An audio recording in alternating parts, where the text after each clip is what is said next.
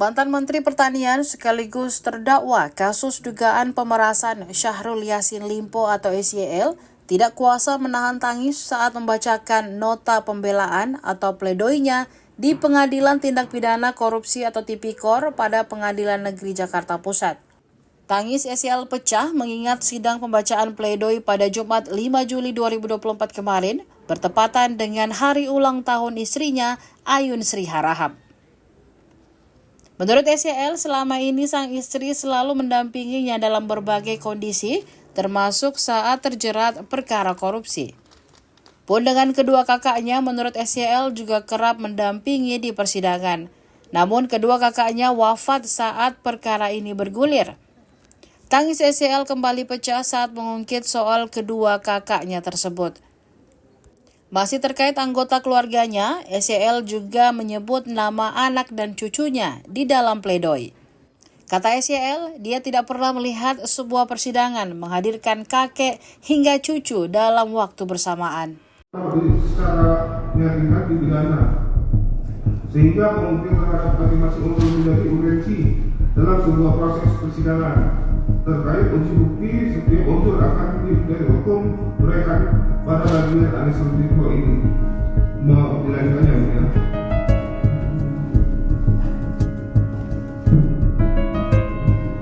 Izin kemudian mungkin saya perlu ada baiknya kita break sebentar untuk soal bahasa.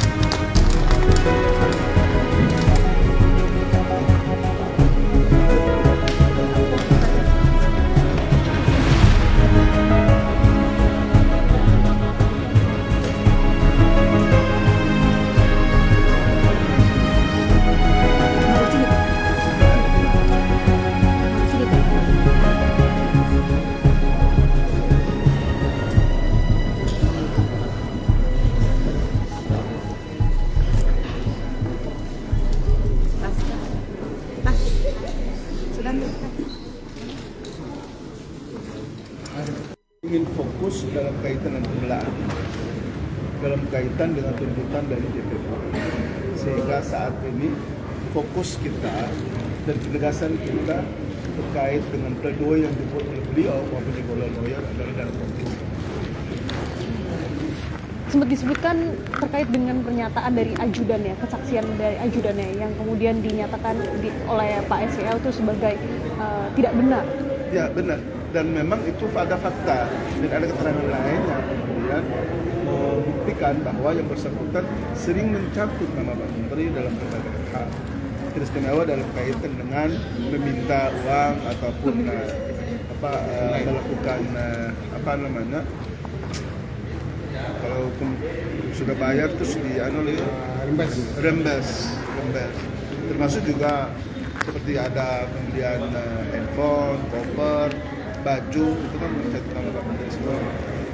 Jadi yang kemarin Bapak menyinggung soal untuk saat ini kita belum fokus ke arah sana. Kita betul-betul memang penegasan Pak SYL adalah ingin untuk pembelaan terkait dengan beliau itu clear and clean. Makanya semua lawyer diarahkan ke arah sana. Itu Greenhouse itu ngomongannya pakai uang. Kita belum sampai ke arah sana.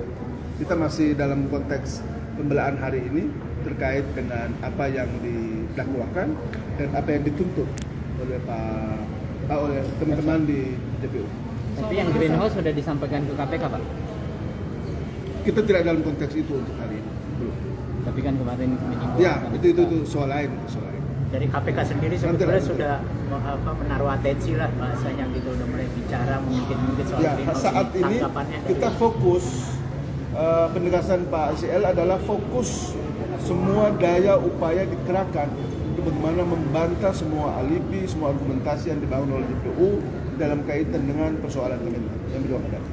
Itu yang kemudian menjadi tanggung jawab kami sebagai seorang lawyer. Tidak boleh kita keluar dari track yang diinginkan oleh saudara SEL dalam hal ini sebagai prinsipal ataupun melainkan. Tapi itu kan kemarin kenapa baru diungkapkan Pak yang soal greenhouse itu yang dia. Lalu nafsu banget sih. Apakah ini? Yang lain. Siapa sih Bang kasus pemerasan Pak Firly itu gimana Pak? Kalau yang itu kita percayakan kepada teman-teman Polda Metro Jaya lah, biar mereka yang lebih tahu. Masyarakat kan juga sedang memberikan penilaian.